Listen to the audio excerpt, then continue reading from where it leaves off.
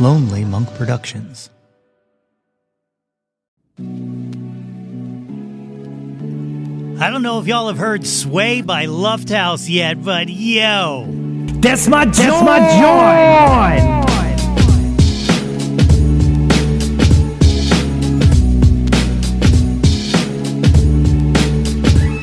Hey yo, displace the guilt. What's good, friends and family, neighbors near and far? Welcome to an all-new episode of the Yo, That's My Jawn podcast. The podcast, website, brand, movement, way of life dedicated to the embrace and championing of your passions. I'm your host, Nate Runkle, a.k.a. the guy who will unapologetically take that last biscuit at the Thanksgiving dinner, a.k.a. Nate 3.0. Back at it again with yet another episode of the podcast. As always, I hope this podcast finds you all in good health and in good spirits.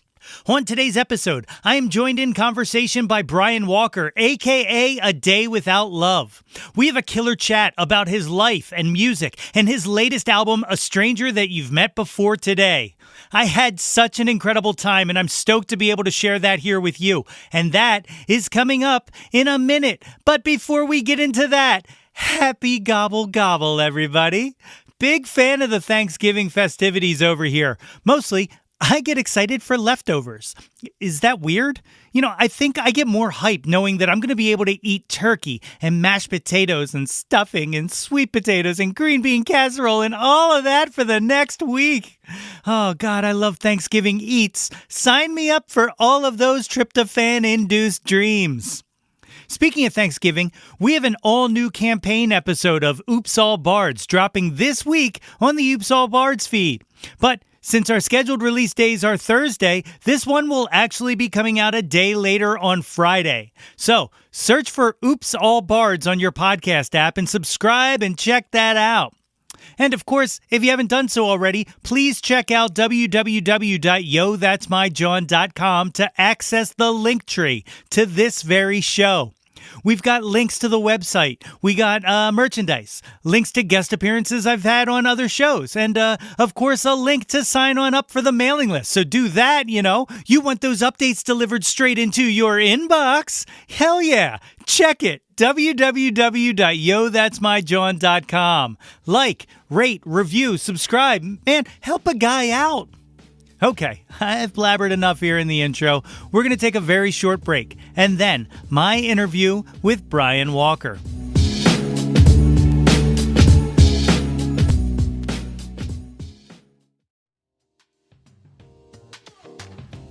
Yo, That's My Jawn is brought to you by Liquid IV. Guys, it is festival season. And you know me, I love a festival. And the secret to enjoying a festival is to stay hydrated. Liquid IV has you covered while you prep before, power through to the headliner, and recover after the weekend. Liquid IV hydrates 2 times faster than water alone with 3 times the electrolytes of traditional sports drinks. Man, I love Liquid IV. It comes in a convenient packaging, and it's tasty. When you see me at the Exponential Music Festival this fall, you know that I will have Liquid IV on me. And it comes in 12 delicious, refreshing flavors to keep your hydration routine exciting. All right, strawberry used to be my favorite, but they have this new one. It's strawberry lemonade, and it is a banger. 1 stick of Liquid IV in 16 ounces of water hydrates you 2 times faster and more efficiently than water alone. It's non-GMO and free from gluten, dairy, and soy. Liquid IV believes that equitable access to clean and abundant water is the foundation of a healthier world. So Liquid IV partners with leading organizations for innovative solutions to help communities protect both their water and their futures. To date, Liquid IV has donated over 39 million servings in 50-plus countries around the world. Okay, and you can get 20% off when you go to liquidiv.com and use the promo code YTMJ at checkout. That's 20% off anything you order when you shop Better Hydration today using the promo code YTMJ at liquidiv.com. Do it, and let's get our fests on. My guest today is a multi-genre and multidisciplinary creator on a mission to spread good vibes and help others rise above their own struggles. He is a singer, songwriter, podcaster, documentarian, and poet whose latest album, A Stranger That You Met Before Today, is out now on Your Mom Records and is available streaming wherever you stream music. Folks, it is my honor to welcome to the show Brian Walker, a.k.a. A Day Without Love. Ladies and gentlemen, I am joined today by the great Brian Walker, a.k.a. A Day Without Love. Brian, thank you for joining me on Yo, That's My Jawn. Hey, Tom. How's it going? I'm glad to be here. It's going well, especially now that we're getting to have this conversation behind the scenes for everybody else. We've been kicking this around for almost a year now, and you got hit with what I like to call Nate has ADHD and can't focus, and he's very bad at scheduling things. So first of all, thank you for your patience, and second of all, I'm so glad we're finally doing this. I'm glad too. I'm very, very excited to not just talk about the record, but just to connect. I know some musicians talk about things interviews are hard. I was like, they don't have to be. It's just about talking about what you've done and where you're going and learning from another person's perspective. So yeah, I'm excited. Yeah. Dude, and I'm glad to hear that because sometimes it is sometimes it's like pulling teeth. Okay, so I know you have a thought in there. I've heard all of your stuff. I know you are creative to be able to come up with something here, but so let's start. I always like to start all the way in the way back. Tell me a little bit about yourself. Where'd you grow up? So I grew up in Germantown, Mount Airy area. So some people call it Uptown, but most people that live in Uptown don't call it Uptown. They just say I live in Philly. But I was born in Germantown Hospital. Grew up in the Mount Airy Wadsworth neighborhood and went to elementary school in Chestnut Hill in Philly. And then for high school, because I'm 35, I grew up in the era where Philly went from an okay place to starting to become a bad place, because I was born in 88, crack epidemic, that was anywhere in the East Coast. And then in the 90s, things like, oh, you go to Martin Luther King High School, it was a bad thing to go to Martin Luther King High School. So I was raised by my grandparents, and they pretty much said, we're either going to move you to the South. So I almost moved to North Carolina, which is interesting because I was going to move to either Raleigh or Charlotte. And musically speaking, I'm pretty sure I would have became a rapper if that were the case, but that's not what happened. Or we're going to move to the suburbs of Philly. So my grandma still wanted to stay close to the family. And I have a lot of family from North Philly, from Kensington to Olney to Allegheny, all the neighborhoods. So we moved to the suburbs in Springfield, Montgomery County, and finished high school there. And then I just transferred over to college. And even though I was in the suburbs, I was still in the city because all my friends from the city were from church and other activities. So yeah. Yeah. This is just a random question because I'm a Montco guy myself.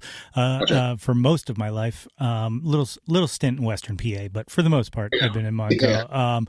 Yeah. What train line is that? What goes around there, SEPTA wise? So where I lived was interesting. So I lived during my high school years between the Chestnut Hill East, the Chestnut Hill West, and the Glenside. And because of that, granted, I did live other places. Currently I live in Boston, but I also lived in New York, and I lived in Long Island. And anyone that lives in Long Island knows, the LIRR is the way to get to the city, in New York City. And similarly to Philly, if you live in those surrounding counties like Delco, Montco, Bucksco, or even Chesterco, you could just take a train right into the city, and then you take, the Broad Street, the MFL, and all that stuff. So because I lived where I lived, which was right outside of Wadsworth, Mount Airy, so even though I moved to the suburbs, I could still see Philly from where I was at. I literally never bothered to get a car until I was 28.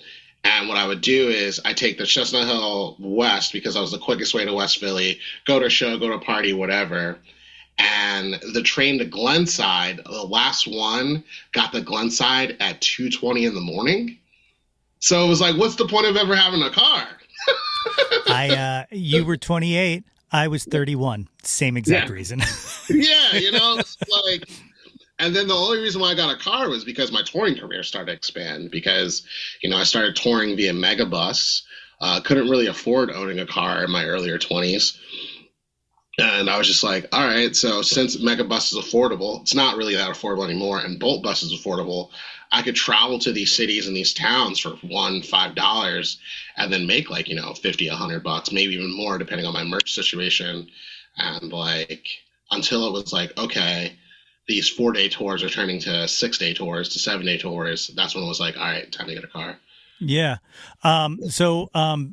Backing up again, raised by your grandparents, what were they listening to? Like, what was playing around the house then?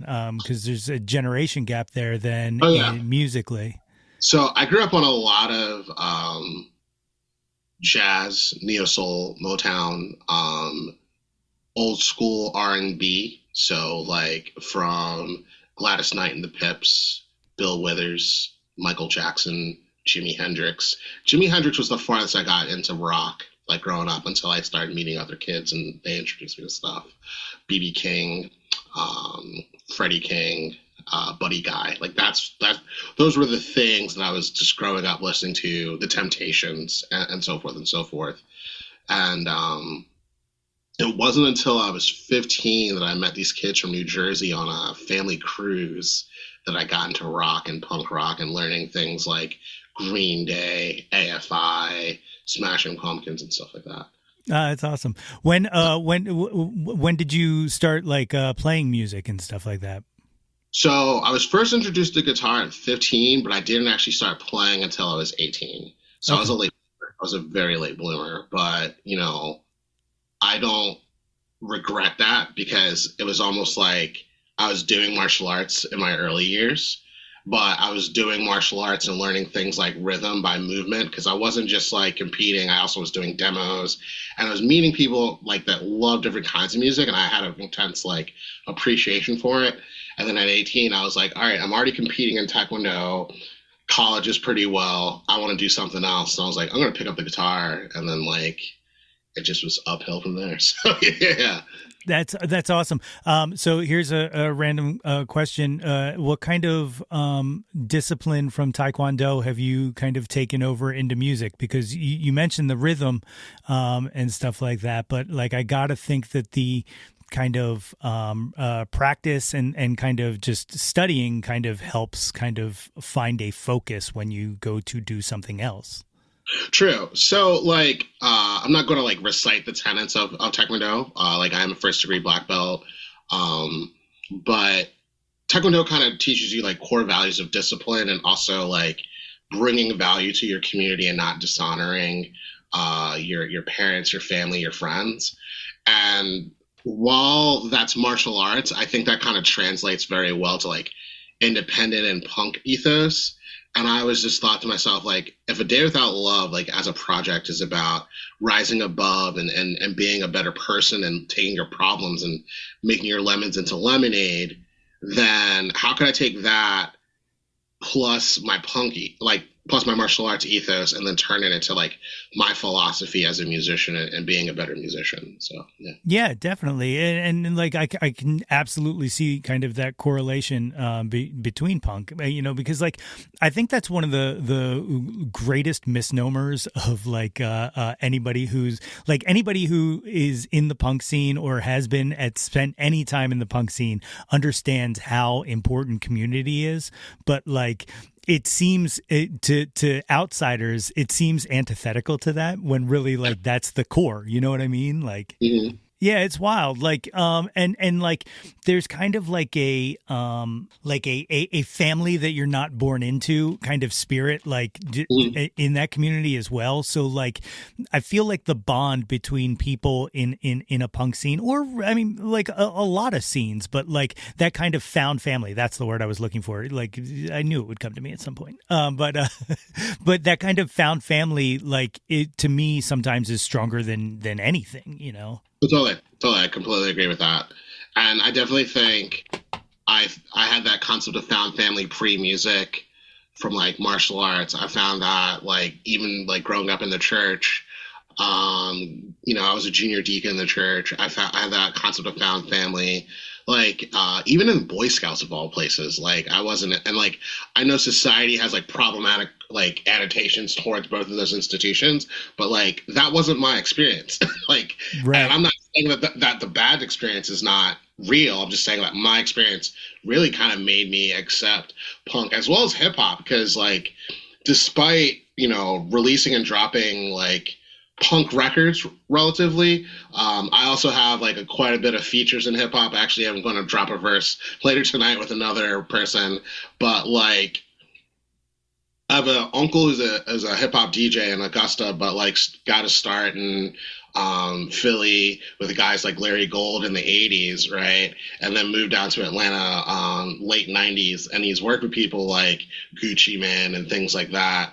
And like him, granted, I can't say he's my mentor, but like just growing up under that and then having other uncles that played like guitar, the idea of community and like finding what's important to you really, like, I can't say it was taught to me directly, but it was things that I absorbed like a sponge growing up. So yeah, definitely from being around it. And by the way, now that you just mentioned it, I just before all of this heard you spitting over the Dilla beat that's on YouTube. And yeah. I like that. Thank you. I appreciate it. So around 18, you start playing guitar. Are you immediately writing songs? Like, are you immediately getting your thoughts out, or are you kind of just playing in bands and covering other stuff, or?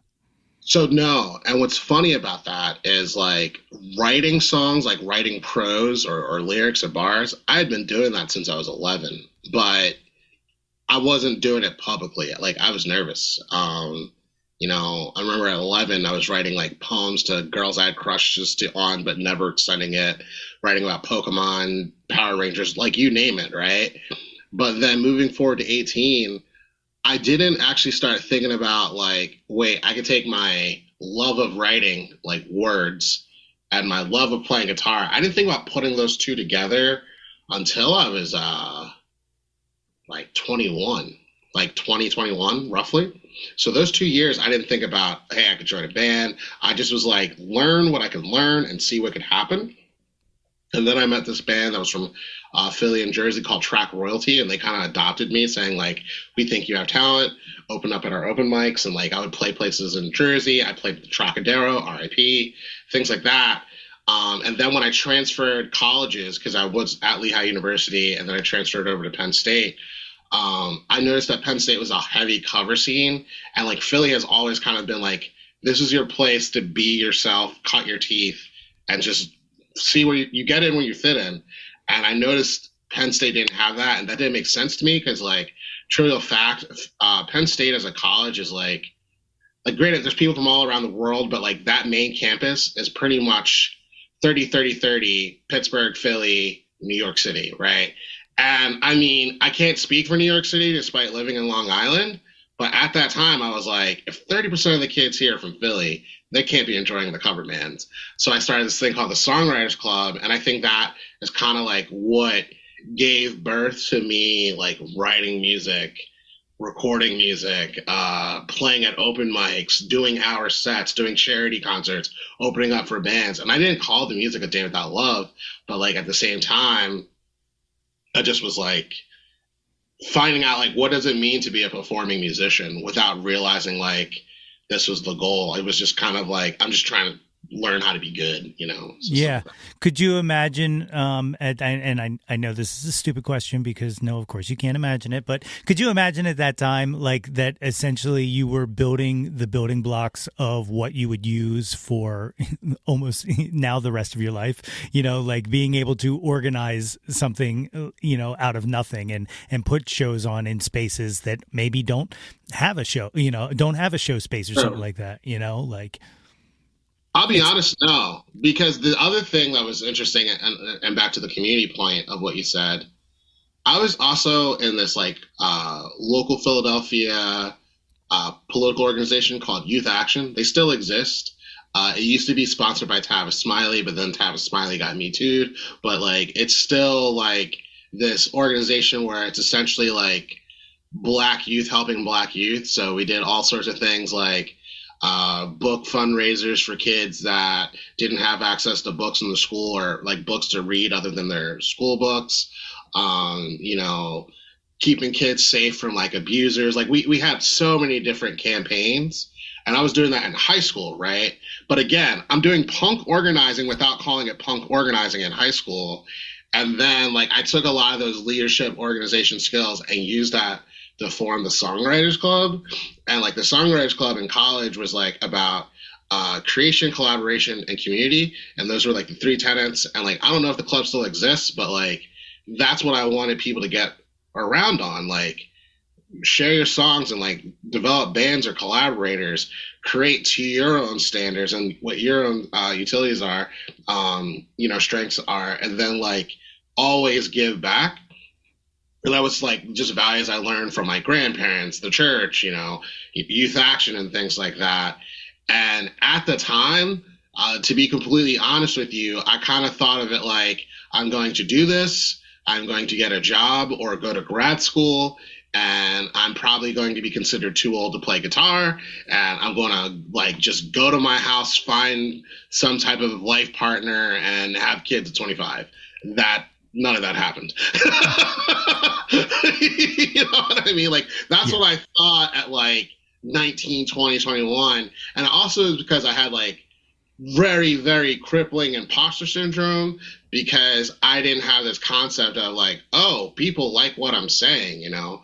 I just was like trying to learn, and so the quick answer is like, no, I didn't think of that, but I wanted to expand on that so that you get an idea of like what was happening, and now I go like, wow, I'm glad that those things happened. So yeah, it's like it's definitely like the building blocks of kind of what you've, you know, what your master form, I guess, you know, where you're at now. Not that you're at your final form, you know, but you get the point.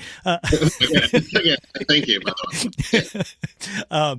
But so, you know, you start that Songwriters Club, and are there any collaborators from that you still kind of communicate with or work with, or? Yeah, there's a number of people that like live in Philly that I still talk to just like casually, or just people I've talked to like across the country.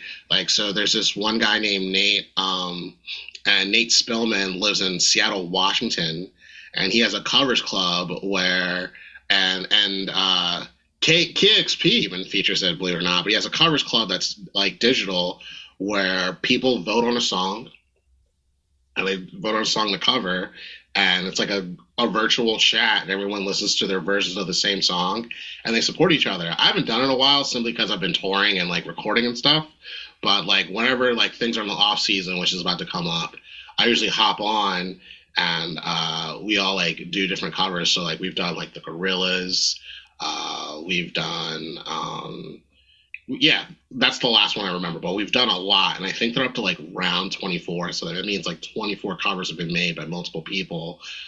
There's also Zane Matsko, who like lives in Philly, but I think the one, there's a lot of people I communicate with, but the one that I communicate the most with is Hugo, and Hugo is a Nigerian rapper who lives in Jersey and runs his own podcast, and it's like a video podcast where like you can see on the YouTube and stuff like that. So yeah.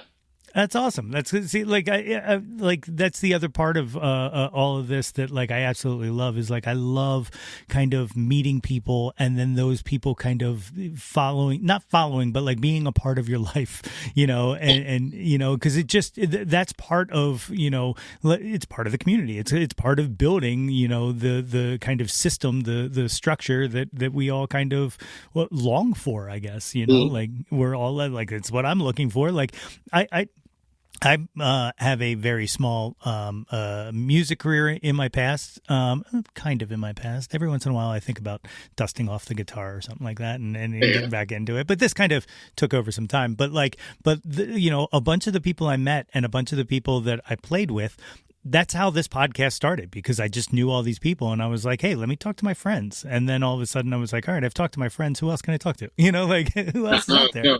You know, and now I just use this as an excuse to talk to my radio. That's what I say. Like I'll hear like a new release and I'm like, that's amazing. I should have that person on the show so that I can just be like, tell me more about your music. You know, like. No, I'm with that. I respect that. At that time, like what were the songs like? Were you, kind of, because one of the things that I find completely fascinating and inspiring about you is that is how open you are, not just in song, but in communicating, like to, on socials and stuff like that. Just everything, like the everything you're going through, the good and the bad.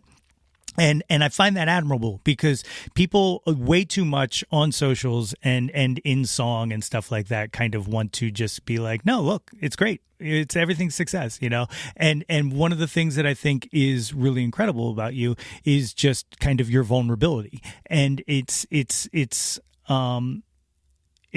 definitely to me like what I think like is needed more. Especially nowadays, like it's just I kind of had this conversation about social media recently where like we all hate it and we all talk about how fake it is, yet here we are all doing the dance, and I don't understand why that is. Like if nobody likes it, why are we doing it, right? So and it takes people like yourself to kind of break out of that, to show that like there is another path to do it, which was a long way to go back to. Was your music as vulnerable back then, or did that take growing into? Yes and no. I would say my music back then, and like if you do a deep dive, you could probably find some of those songs, was more ranty and more metaphorical. So like case in point, I wrote this song called Machines and that I played a lot in college, right?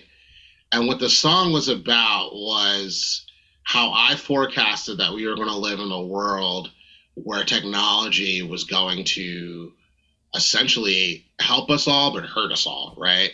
Which is funny because that, right? Yeah, but check. The way I wrote it, like musically as well as sonically and lyrically, is I just kept calling technology a cancer, as opposed to just saying the story, right? I also did that with another song called Clouds in the Sea, where instead of writing about unrequited love, I referred to my love of this person as the distance of clouds in the sea. And like, I could get back into metaphorical writing, but I think what really kind of led me to hate it is because when I would see other people like do these metaphors, I was like, that person just needs to say what they feel. And then I was like, well, look at myself. And then that's when I said, like, no more metaphors. I'm just going to tell the story. And that's not to say that I don't have metaphors at all. Like, for example, my song Caffeine has a triple entendre, one being about Black empowerment, the other one being about addiction, and third is being more literal, like, I love caffeine, you know? But the thing is, I'm still telling the story of me and other songwriters that work a 9 to 5, but also are driving on 95, you know, just to get by. Like, whereas like back then, I didn't really have that level of layering in my songwriting. Like, not only did I become just a better musician, better singer, better guitarist, but back then it was just kind of like, let me play 3 chords and just yell a lot. Versus, and like make it as self-deprecating as possible, use words like pontificating, you know, like who uses pontificating every day? You know, I don't, do you? Yeah. You know, whereas now I'm like, how can I be relatable, not just to myself, but also to other people so that I'm more accessible? Yeah, well, it's very successful because like I said, like you have a lot of stuff that absolutely resonates. You know, and I think that, like, you know, it kind of goes back to what I was saying about the socials. Like, I feel like the more the wall comes down, the more like I want to engage with something, You know what I mean? And part of it's just like I'm too old and too tired to like have to break through a facade to kind of understand where things are coming from, you know. I like and also like I hate coded stuff. Like I'm just so tired of like, you know, just all of this code. Like I just like something up front and just tell me what you think. You know what I mean? Like, and I like that you said that, because I noticed not only just from like playing with more songwriters and not just songwriters, but just shows, that I noticed that like some people love to speak in like, I'm going to make this a metaphor to get to my point. Some people want to speak in triangles, pentagons, and heptagons, but really they just want to speak in a circle. And I think that could be very frustrating for both the listener as well as the player, because like take Jimi Hendrix, for example. Great guitarist, great singer, but if you really look at his lyrics, what was he talking about? I really don't know. He really loved using colors to describe these abstract situations, and it worked for him. But like saying something like living with the days behind the rivers of my red daisy just to fill in my sands, like he could have just been talking about drinking from a red Solo cup. You know, like that's the difference between being more direct versus like a little too metaphorical. And it works for some people, but I don't think it works as much as it used to. So. Yeah, I remember the point for me where like it started to, where all of it started to crack, and it affected my own songwriting for a while. And that was, you know, the Aerosmith song Pink. All yes. Right. The worst metaphors ever. Like, it's not even like, it's like, what are you doing? Like, you're not even trying. It's like they gave up even trying. So like around that time, you know what I mean? Like, it's like, dude, if you're going to do it, just fucking say it. Like, you're not like, it's so bad. It's not like you're, you know, writing some kind of poetic thing at that point, you know, like True. I just got to a point where I was like, if nobody's going to try, then why are we playing this game? Essentially, right? Sure. And that was like where it started for me. And then like it kind of grew into like, you know, I don't want to kind of mix thoughts here, but like somewhere around 2016, and I don't really remember exactly what happened. I think we know what happened.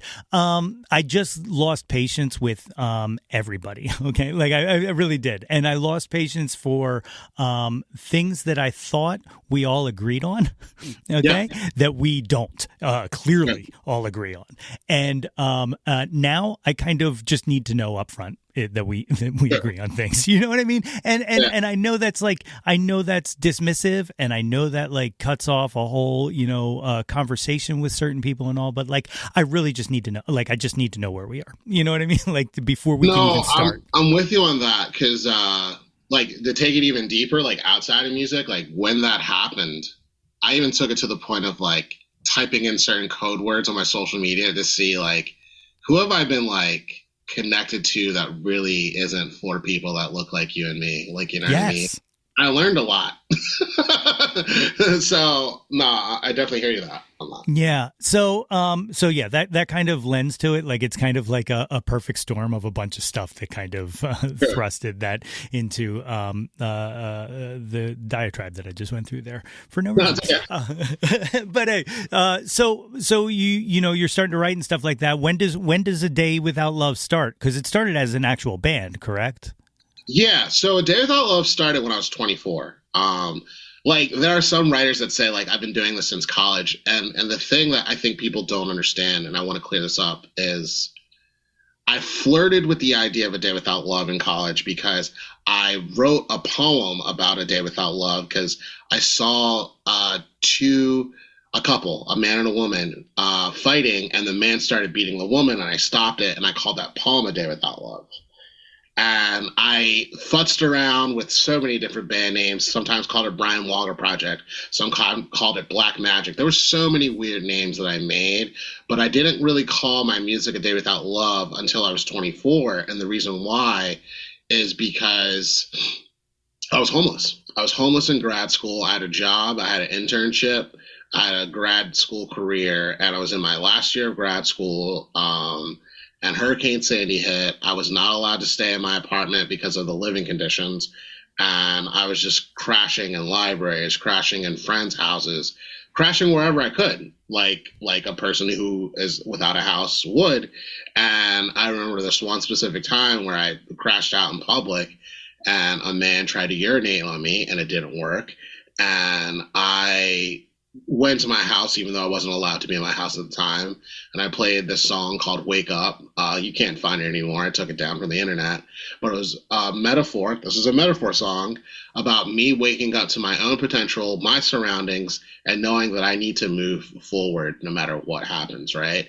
And that became one of my many mission statements to write this project where I write 7 to 10 albums. I'm on the 4th album, so there's still a lot left, about why a human should look at all of their problems and accept themselves for who they are and move forward to rise above their own adversity. So at that time, that's when I called it A Day Without Love. And that was in 2013. Like, the event happened in 2012, but the recording, the writing, all that stuff, like the birth of it happened in 2013. So like, this is the 10th year of A Day Without Love. And yeah, it started out as a band. I had a friend who was really good at drums at the time, another friend that was really good at lead guitar, and another friend that was good at production and bass. And I just asked them, hey, can you be my band? And we would play shows, and we played a lot of Philly shows. And I was still scared of touring, so the touring era of me did not come out yet. And I think the farthest we ever got was like some Pocono show. Lineup changed here and there, but guess what? Lineups change all the time. And yeah, I played as far as like the Poconos, but mostly stuck to Philadelphia, a few Monco shows here and there. And then the rest is history. But yeah, that's how it started. So, you know, Sandy? Is that what you said? Yeah, Hurricane Sandy. Yeah. Where were you going to school when that happened, or where was? I was at Hofstra University in Long Island. Okay. For my master's, and it was like it didn't feel good. It was bad. Yeah. Yeah. Did you lose anything in the house? Fortunately, no. So the thing is, the reason why it wasn't considered livable is because granted I lived off campus. There was no heat, electricity, or water. Gotcha. So it wasn't like it was a place, but it really wasn't a place. So I was in and out just to get clothes, but I had to take a shower elsewhere. I had to do laundry elsewhere and everything else. And it felt very dystopian because it was like, I'm not 100% houseless, but I'm houseless. Right, you know? Sure. I have no place to keep my food, so I have to figure out what do I eat each day while still like having this internship with JP Morgan and like working at a school that makes all this money, and they didn't have any spaces for a dorm or a temporary dorm. So it just was it felt weird. Like, despite, like, I'm not a zodiac person, we're going to say this for joke, like, despite being a Libra, I wasn't very balanced. You know, I like it. That is a lot to process, and it's got to feel like it's not even surreal. Like, it's got to feel like just kind of completely perplexing to have to navigate the world of like, okay, I'm going to work for the internship now and have to pretend. Like, did you have to pretend that everything was fine, or like? Oh, so many times. Like, and it felt dystopian because like anyone that's been to Long Island knows that like, yeah, there are low income neighborhoods, but to scale compared to like Philly or Detroit or New Orleans, they're all affluent.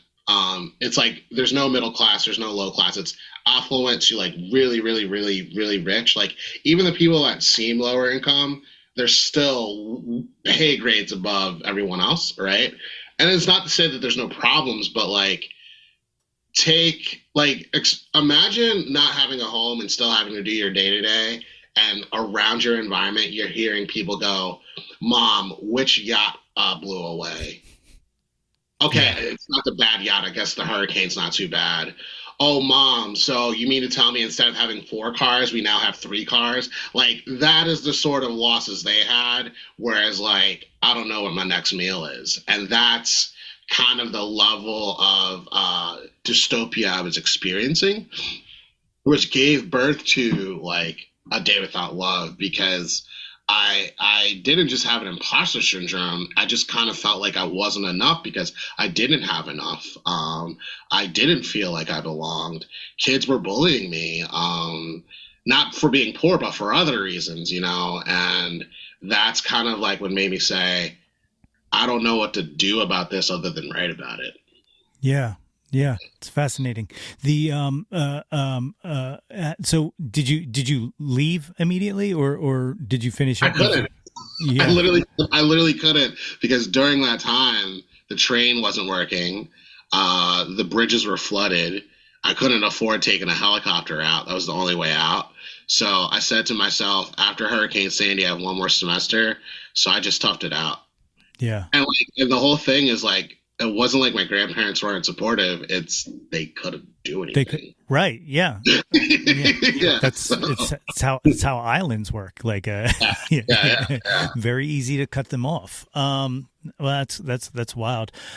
So you start the Day Without Love project as a band. What was was there a desire to kind of just focus and make it, you know, kind of a solo endeavor, or was it just like an availability thing? So before I answer your question, are you asking like how did it become solo, or are you asking like, okay, yeah. So the whole thing for me is I always wanted to make it a band, and thankfully I have a band now. And I kind of was in between 2 different places of, I want a band of songwriters where we co-write. And I never got that, but that is something that I want, still to this day. And now I'm kind of more of like, I want a small orchestra, you know. But that being beside of like what I want now, like how it started was, I just wanted a band to like help me sing about my sad feelings. Like that's all it was.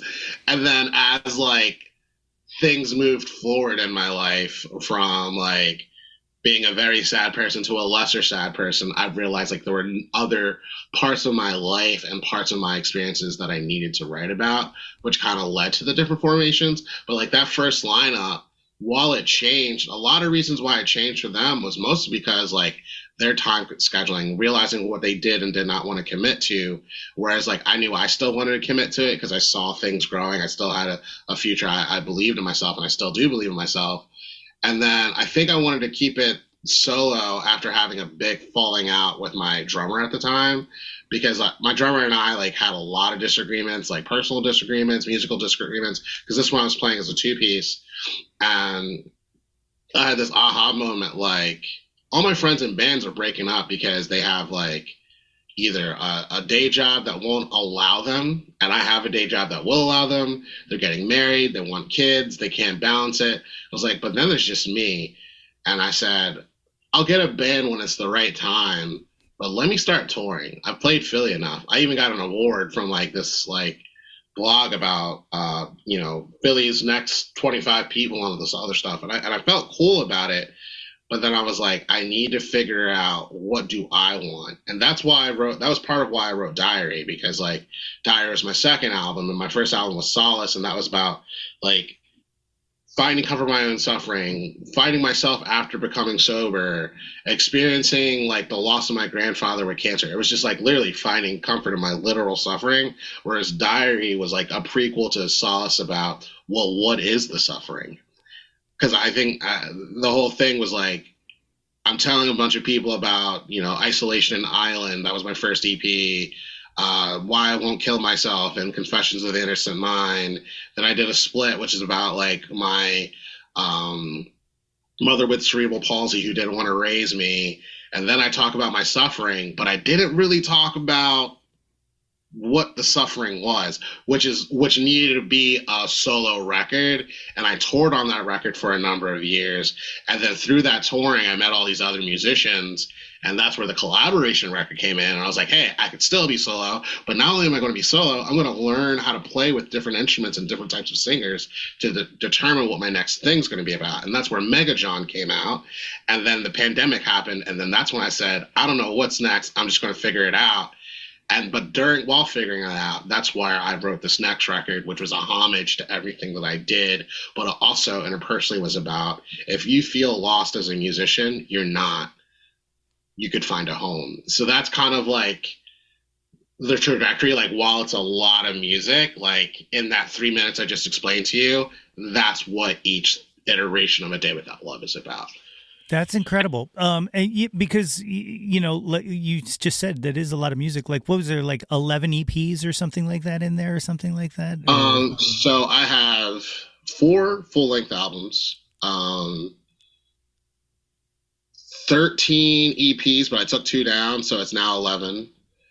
3 studio albums, and I have 16 collaborations that like you could find across the internet, and it's about to be 19 in a few months. It's unbelievable, dude. And then just for the listeners who don't know, on top of that, also a book of poetry, a podcast, a documentary. Yep. Plus touring.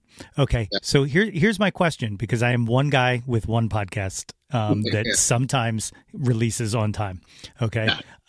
How do you fight burnout? And the reason I ask this is because shout out to the IUP-UI student of the podcasting course there. I did a seminar where I was like a guest speaker, and somebody asked me that exact question: how do you handle burnout? And I told her I don't. I said, whenever you see a change in seasons in the podcast, that's because I burned out, and I was like, I'm never doing this again. And then I came back and I was like, it's season 3. Yeah. No, I completely resonate with that. I feel like I'm still learning that. And I'm starting to learn how to do that independently, because like through a lot of my phases as a musician, there was either a loss of life of a family member or a friend, a falling out with someone I had been dating with, or just like a lot of trauma. And during those trauma scenarios or periods, those trauma periods of my like creative life, I would push through, and good or bad things happened. And now I'm kind of more in an era of it's okay to take a break without burning yourself out. Like, for example, I haven't released a Dreams Not Means podcast episode in about 4 months. However, that also has to do with the fact that I've been touring. I've been working on the release of a record. I've been brainstorming what my goals are. I like hired a consultant on like, how can I do this more efficiently and things like that. And now, like this week, I'm going to email like roughly 50 to 100 musicians from countries that I haven't talked to, and see if I could schedule some interviews. So it's kind of like throw the spaghetti, see what sticks, right? But I'm also going to tell all of these people, you don't have to like schedule it now. Tell me when you want to schedule it, right? Yeah. Musically, I've learned how to be more efficient each record I've done, and how to delegate accordingly. So like, while I just released A Stranger That You Met Before a month ago, I'm already sitting on like 19 songs. And instead of making this record as ambitious as A Stranger That You Met Before, I'm looking to make an 8 to 10 song record on people pleasing and living with your own emotional and psychological imperfections. So like the record's mostly about anxiety, and it's different from Solace, because Solace is like, how do I find peace when I'm traumatized as hell? Whereas this record's going to be like, how do I not be so sorry? Yeah. Like dealing with my anxiety and stuff like that.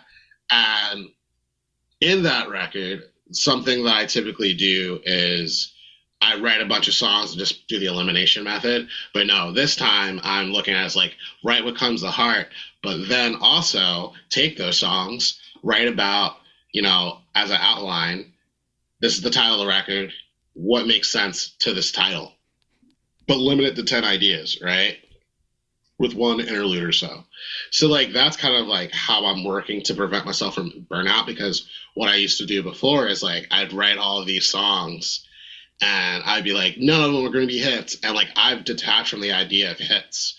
I'm more about purpose and meaning, because the thing is like there's plenty of creatives that I know that I've blown up playing NPR sessions, KXP sessions. It's not that those aren't a goal for mine, but it's more of like I can't idolize these moments as the end, because when you think of it as the end and it never happens, that's when you burn out.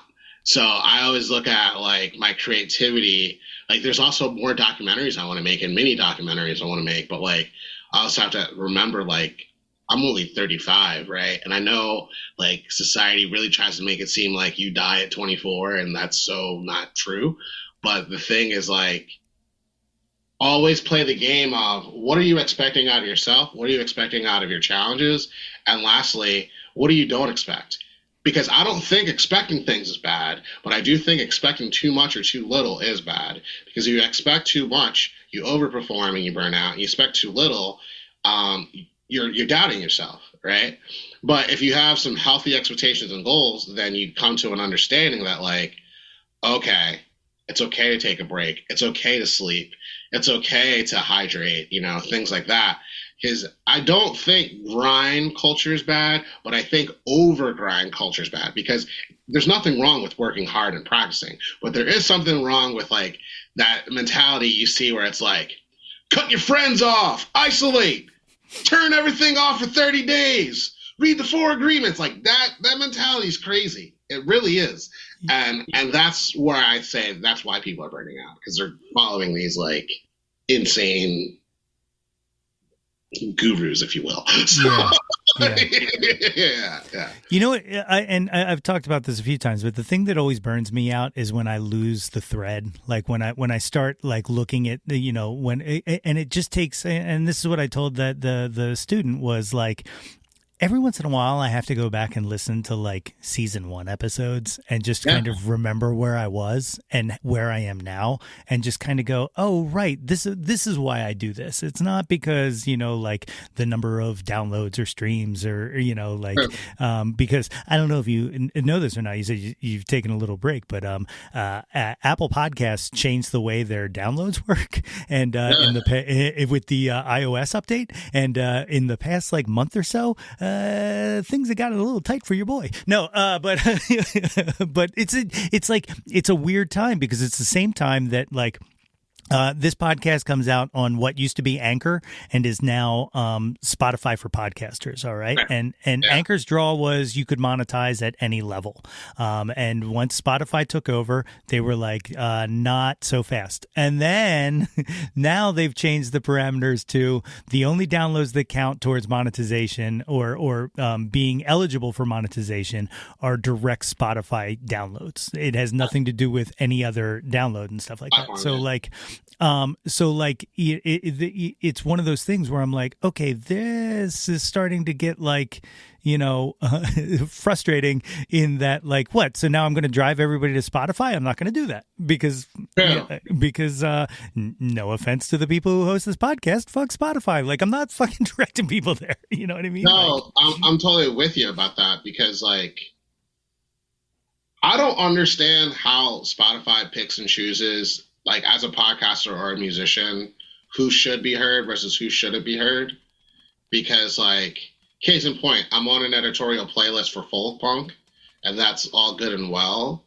But like, I say this without ego, but more objectivity. I gig more than most folk punk musicians, like in general.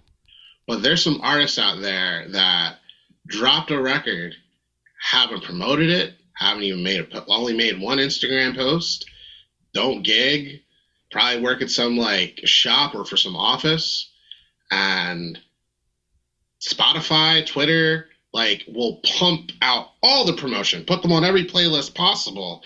And the question is like, part of it is race. Like I saw a shirt yesterday, black is an algorithm, because, you know, there is like the invisibility of the internet because like you're a black creator. But at the same time, the rhyme or reason is just so inconsistent, because there's people out there that are playing shows, that are promoting their podcasts, that are promoting their platforms, and these algorithms will censor you like nobody's business. Like yesterday, I got one of my posts taken down that I posted like 2 years ago, singing about French fries with a friend, like a touring friend. French fries, like literally French fries. No weird undertones or anything. Or on the podcast part, there was a time where Anchor had top 10 black podcasters you should check out. And then it was like, if you are a black podcaster within the Anchor community who speaks about music or culture, and I was like, all right, well, Jeans and Not Memes is hosted by a black person. I speak about music, culture, politics, the whole nine. I was like, I think I qualify. They said, click here. So you would click to like have your podcast listed. And then it was supposed to be listed on a podcast playlist with Spotify. Why did it take me 3 months to be seen? You know, so like, I'm saying all these things to say that like part of it tells me it's because these platforms are run by tech organizations, not creators. And another part of it is the architecture is not suited for the creator. It's not even suited for the listener, really. It's just suited based on like a small population of people that think something's going to do well. And sometimes they're right, but oftentimes they're making some gatekeeping decisions that really isn't fair or equitable. Yeah, and you know, it's also like I don't want to throw this Molotov cocktail without thinking about it and wording it properly, but I had this whole thing about the algorithm, okay, and this isn't just Spotify. This is all social. This is everything that whenever somebody complains about the algorithm, right? To me, the algorithm isn't the problem.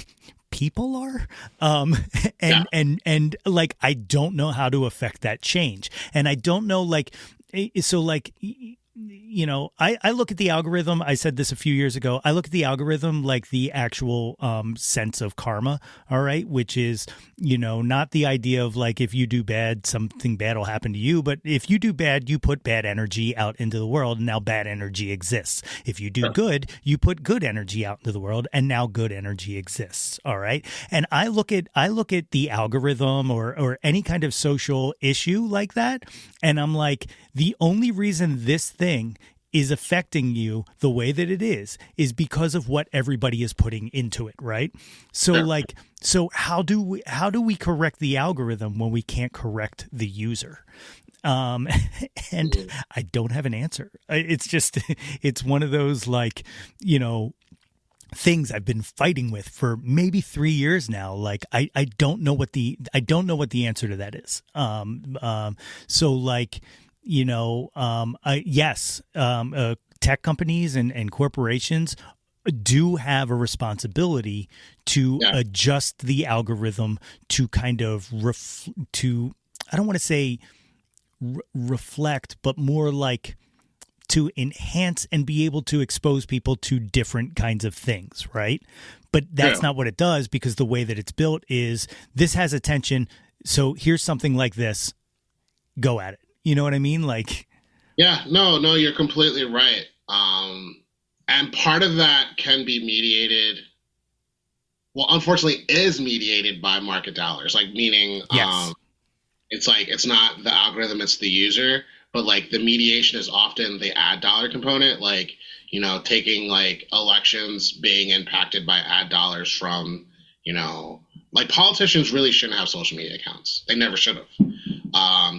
You know, Fortune 500 companies shouldn't have social media accounts, right?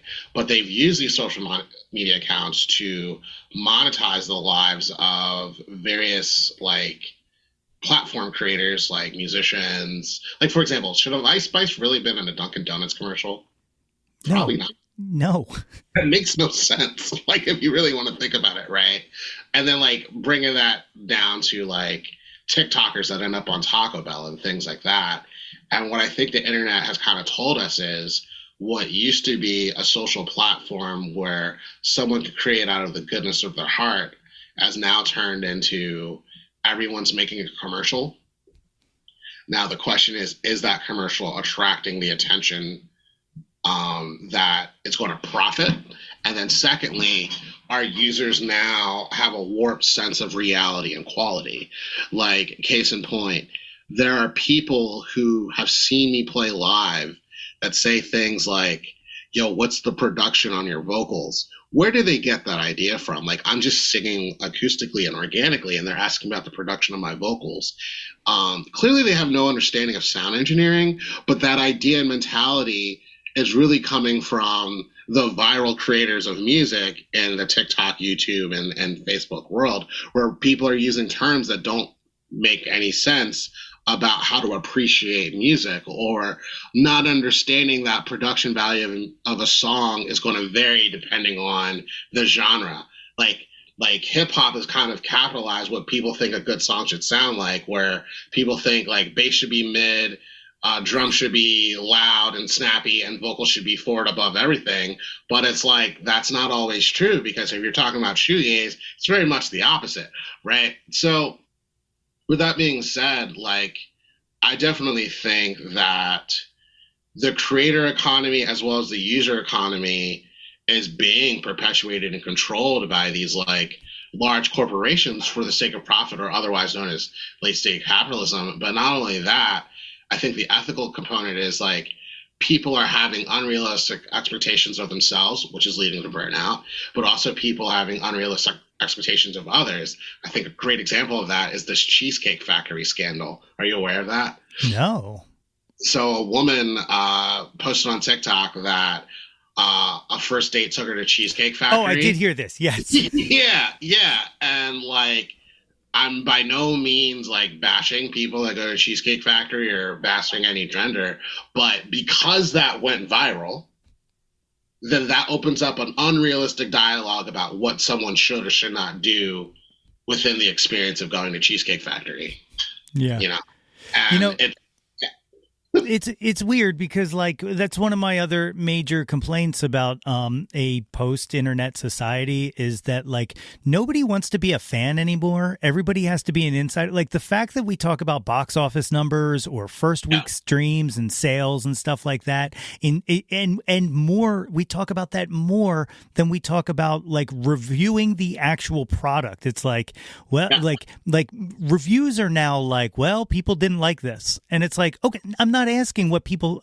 I want somebody to tell me critically what you thought of it. You know what I mean? Like, people are letting other people make the decision for them. Or like another thing that I find interesting, like relative to music, is musicians are literally like wearing themselves out for getting a certain amount of streams in a period of time and not letting the album breathe, or people releasing albums and not even know how to play their album anymore. It's pretty crazy. Yeah. The turnaround time on a release, and I mean that even as like a fan, you know, like the fact that like all of these artists that I love, I'm not going to shoot any shots because like, hey, whatever you got to do to make money, like I am not coming down on anybody for this. But the amount of bands that I know that are releasing cover albums of like, I did someone's a cover album of somebody else's entire album. I'm like, what are you doing? Like, I know that you just put out an album that you worked incredibly hard on and you spent maybe 4 or 5 months on it, and now you're done, and now it's like, here's my cover album of fill in the blank, you know, like it's weird to me. And like it's just not sustainable. Like it's not sustainable. I'm about to fire off into a, but we're making everything way too disposable. And we're doing it because we're chasing something that isn't sustainable. Like and it scares me.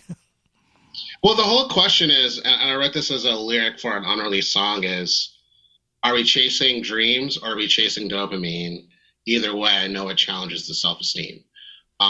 Because, like, I don't know if you've ever watched the show Atlanta and how it talks about this, like, post-internet post Afro-modern society and like the impacts of fame, I think there's a big difference between, and I address this in the current album, developing a community and letting it grow one listener at a time, one person at a time, one interview at a time, versus, all right, I did this clickbait tactic to trigger this like listener engagement.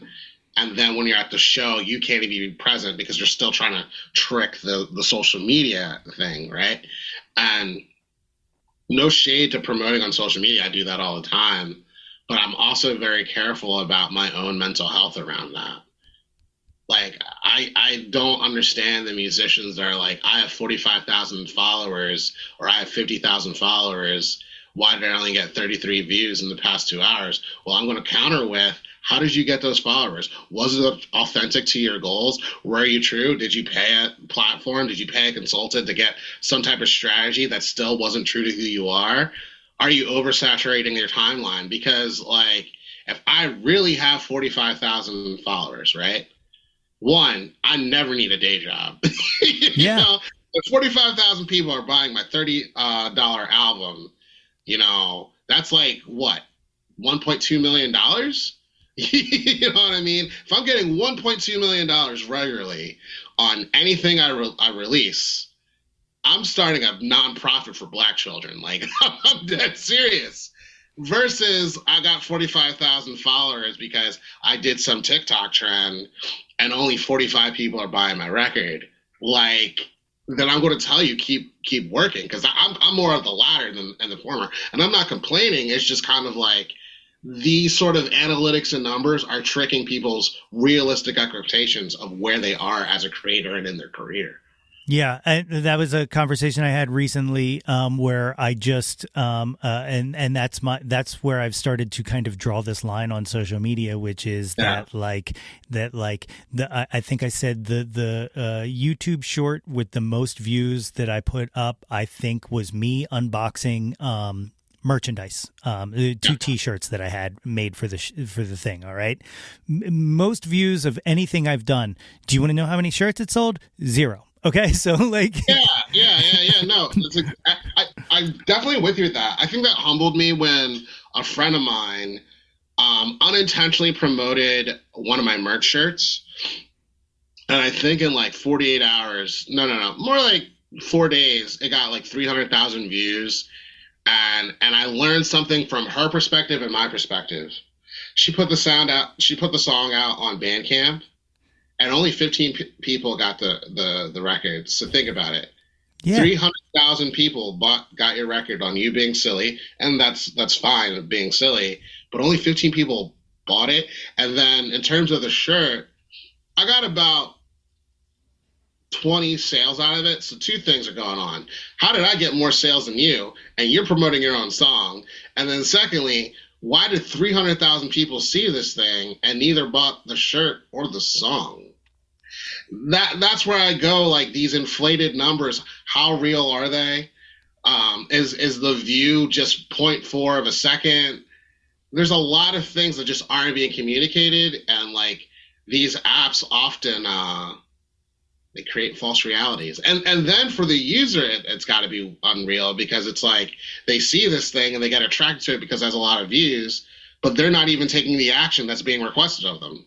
Yeah. And you know what the worst part is, and I swear I'll get off this, is that because none of this data is kind of public or anybody ever really talks about it, because everybody's so like shy about their numbers and stuff like that, then you start to think that like your numbers are terrible when they're not. Like I just spoke to somebody who runs a podcast growth podcast. All right. And it's a sales pitch, but whatever. He's got good tips in there. So, but one of the things he said is he works with podcasts in growing people's shows and stuff like that. And he said the average podcast has between, and like not any of the big name, produced ones, averages between 50 and 150 downloads per episode. And I was like, that can't be true. And he was like, what do you mean? I was like, that has to be completely anecdotal to you. And he was like, no, it's kind of, he's like, yes, there are anecdotal, my experience and stuff like that, but he's like, that's the average. And I was like, oh, well, then I guess I'm doing okay. Like, but nobody says that. Nobody wants you to know that you're doing okay. And they always want you to think that you're not doing enough. And the question is that manipulation? I think years from now, like, a lot of these organizations will be called by ethics, because I personally think the government, their fight against Facebook, their fight against TikTok, they're having the wrong conversations. Because I think they're so focused about, like, is this going to be communism all over again with, like, TikTok, and, like, is Zuckerberg trying to take over America? But no, it's not about whether this is, like, an attack on American land or whatever. The fight is, how are these organizations ethically responsible for the mental welfare of its users and creators, and how is that impacting people's happiness, safety, ability to function? And I don't know when, like, the people in power are going to be able to have that conversation, because I've met many people who have 500,000, not even 500,000, 50,000 and up, who genuinely are damaged by these platforms. Like, they can't function in real life. They're not going outside to go for a walk. They're not going to the gym. They're not, like, you mind, I'm a remote worker. Like, I live by a beach now, so I go out to the beach to get some away time. And I don't think if my followers were to get to 50,000, I'm going to become that person. But, like, a lot of creators, music and non-musical, like, they're not okay. And the platforms are going to have to one day speak on that. Like, hey, we made them the algorithm this way so we can manipulate you into coming back. Because right now, like, drugs are a problem in the world, but this is a drug, and it's getting bad. Man, I don't know how we got here, but yeah. I don't either. So I want to jump into the Jauntlet questionnaire that I close things out. But before I do, maybe I'll ask you a question, I don't know, about your music. But here's a question. You don't have to answer it if there's an answer you don't want to give. And that is, DIY or Die is catchy as fuck. Okay. Yeah. But I want to know, who's singing for corporate? Is there someone specifically you're directing this at? Is this a diss track?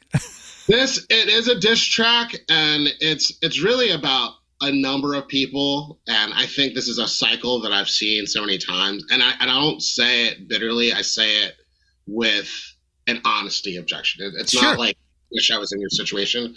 It's for the people from every hometown, city, and neighborhood that was playing, the local DIY shows, the local festival, and they get picked up by a label, and then suddenly they're back in the coffee shop that you knew them at, and they erased all their music, they stopped playing gigs, and something went wrong, and they're not communicating, because it's like they signed to, like, an Atlantic Records or a Columbia or a Vagrant or whatever it might be, and they kind of dissociate from who they were, because they went from playing to 50 to 200 people to more like thousands of people every night, and suddenly they get on an ego trip, but really they lost their entire rights to be creative.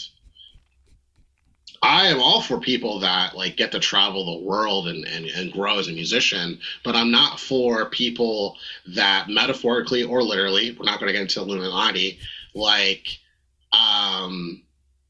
lose their sense of self just for the sake of fame or attention, or lose their sense of rights. Like, I actually said this sarcastically to someone that said, like, what's better, if I release my song and, 100 of my friends come to my show, or if I release an album and I get 1,000 friends that come to my show? I said, what's better is if you could pay dental insurance or not.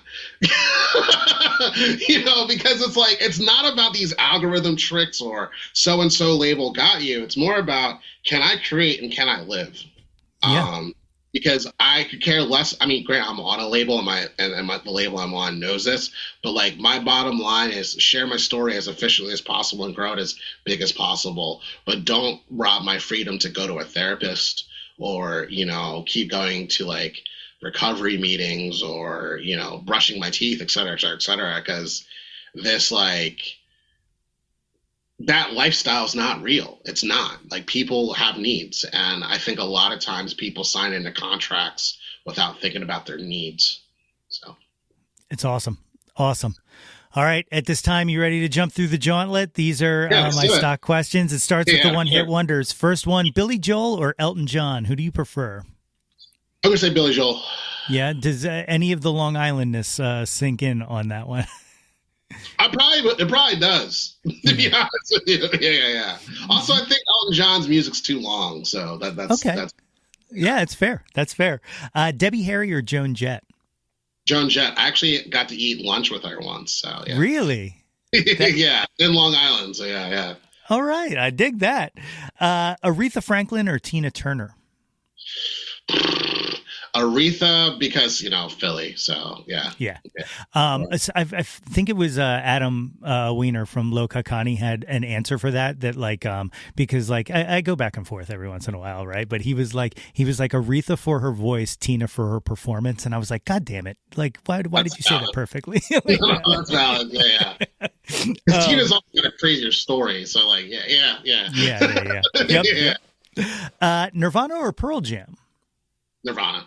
Yeah, I kind of sensed it. Janice or Stevie Nicks? Stevie Nicks. Okay. Big one, Beatles or the Stones? I would choose the Stones over the Beatles. Hell yeah, me too. Yeah. But I will say, did you follow this whole Now and Then thing? The new Beatles song? No. Okay, I don't know. So they used AI to recreate John Lennon's to separate John Lennon's voice from the piano on a cassette demo that he recorded back in the 70s. And then Paul and Ringo and George back in, I want to say late 90s, early 2000, tried to when they were doing the first anthologies, tried to do something with it, but they couldn't get it to work. Well, now they actually laid tracks, so they have George Harrison tracks on it, and then now Peter Jackson's company did something to be able to just isolate Paul's vocals, so they released a new final Beatles song, and there's a 12-minute documentary out about it, and like it's overwhelmingly beautiful. And then they released a music video for it, and it's goofy. The song is good. Like, I really like the song, but the music video they released, they superimposed them next to like younger versions of themselves and stuff. And it's just goofy. Like, I don't know what they were doing. They had something beautiful and they ruined it. But check out the documentary because it's really fascinating. Gotcha. Interesting. Last one of the one-hit wonders, Bohemian Rhapsody or Stairway to Heaven? I'm going to say Bohemian Rhapsody. Hell yeah. I'm right there with you. All right, so top 10 countdown. I don't have to tell you this. Even though you left us and you moved to Boston, Jawn can be whatever you want it to be. It doesn't have to be music. Yeah. Number one, first Jawn. What were you first obsessed with when you were a kid?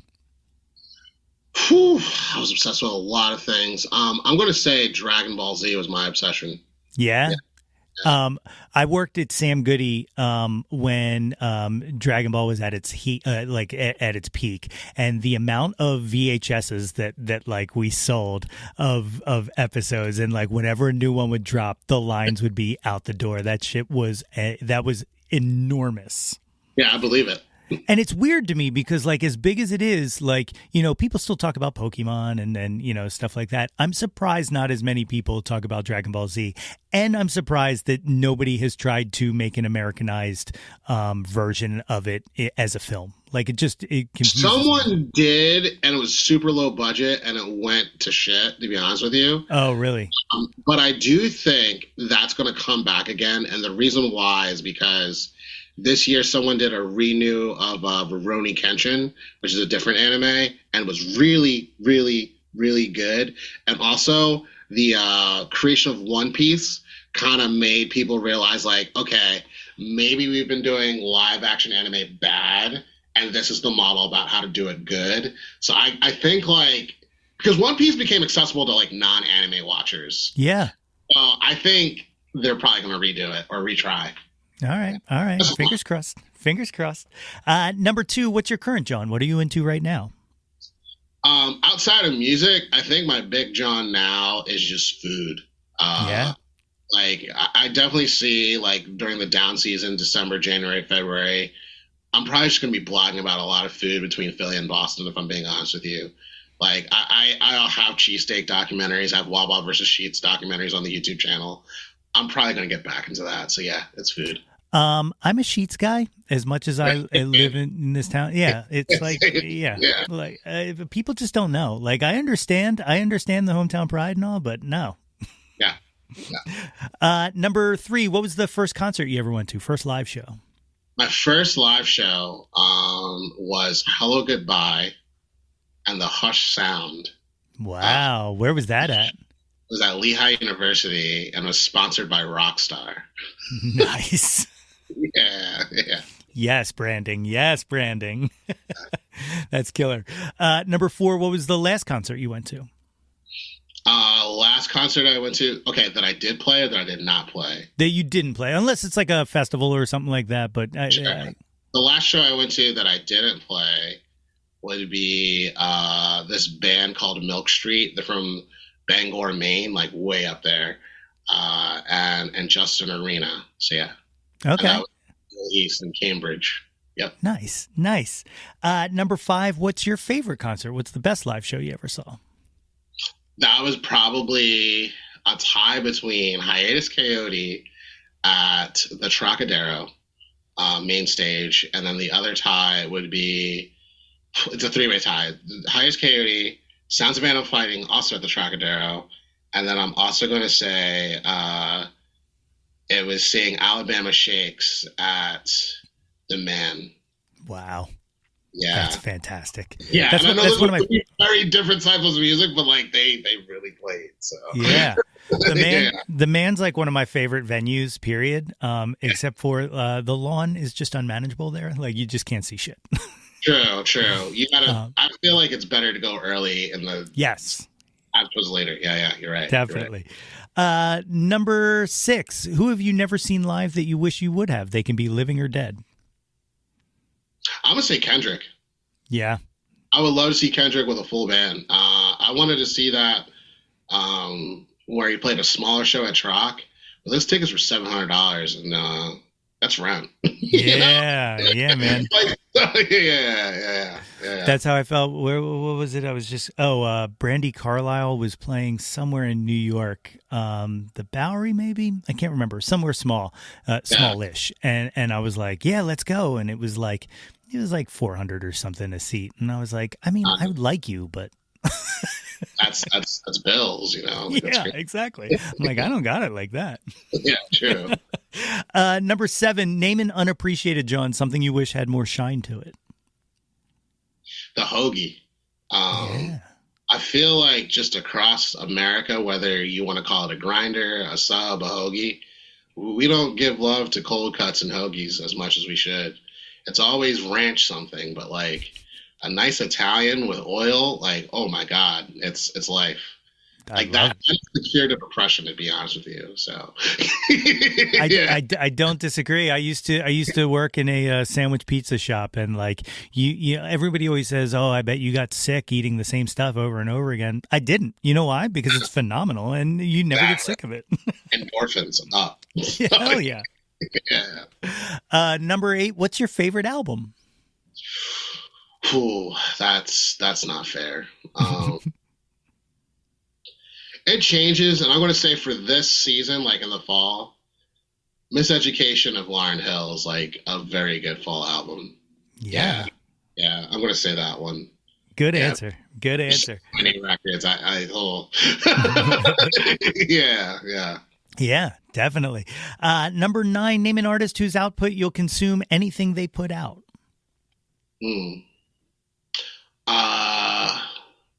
He is no longer with us, but I know he's got more records, but I'm going to say Mac Miller.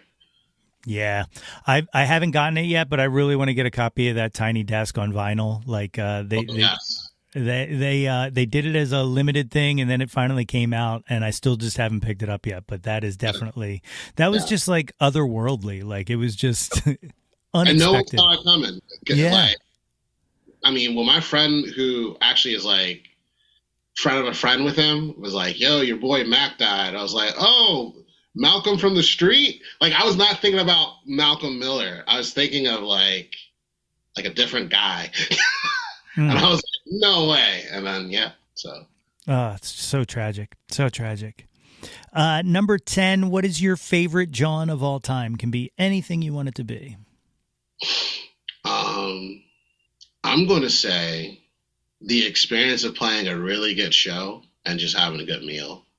And then just ending it with like hanging out with my partner and watching a movie. Like that's like the best. Could also involve an outdoor activity like going for a walk pre-show. But like that's like just having those experiences where like you're doing what you enjoy and there's no like attachment of like outcomes or like you have to please anyone. You're just enjoying and being like that. That's my favorite Jawn. God damn, that's beautiful. That is absolutely beautiful.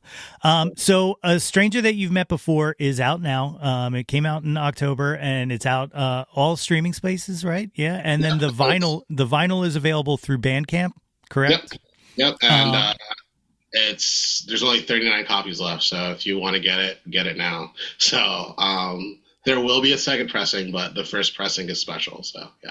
That's awesome. I'm glad I got it in early on that, and I can't wait to get that.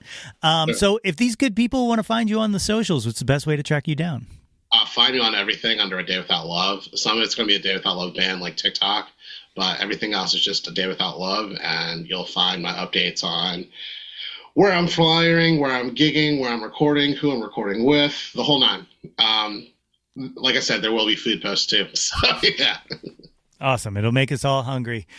Brian, thank you so much, not just for doing this, but also for the patience of waiting for me to get out of my own way and finally make this happen. But also for creating just all of the music that you've created and the community that you've brought with it and the things you do to kind of affect the world. And, not selfishly either, like just trying to make a better place. And it's incredibly admirable, and I absolutely appreciate you. And thank you so much for doing this. I appreciate you so much as well. And this has been a very great episode, and I look forward to hearing it and sharing it with others. My thanks again to Brian for joining me on the show today. A Stranger That You Met Before Today, the new album by A Day Without Love, is out now on Your Mom Records and available wherever you stream music. And the vinyl is still available to purchase at adaywithoutlove.bandcamp.com. You can catch A Day Without Love live at the Rockwell in Somerville, Massachusetts, next Thursday, November 30th at 7 p.m. Follow him on the socials at A Day Without Love on Instagram, Twitter, X, and YouTube, at A Day Without Love Band on TikTok, and at A Day Without Love Music on Facebook. And of course, for more info, you can check out Brian's website at www.adaywithoutlove.com. Links to all of those are, of course, here in the show notes. If you haven't done so already, please be sure to subscribe to the Yo, That's My Jawn podcast wherever you get your podcast from. And turkeys, it is never too late to get yourself a super awesome Jawn Scout Merit Badge for Citizenship of the World just by rating and reviewing us.